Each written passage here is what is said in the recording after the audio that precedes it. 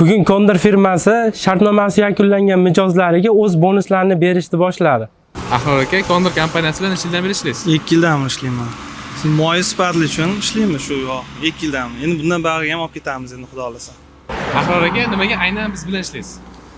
Sifatli-da yog'i Kondor firmani. Sharoit qilib beryapti bizga. Nima desa bo'ladi? Aytgan vaqtda olib kelib beryapti bizda. Qulayliklari zo'r. O'tgan yil shartnoma asosida narsa oldik. Kir mashina 2 ta. Endi xudo olasa yana shartnoma qilib, endi nimaga ketaveramiz? Endi sovg'ani endi ko'ramiz, endi bu yilgi sovg'ani. Keling Ahror aka, bu yilgi bonuslarimizni ham qabul qilib oling.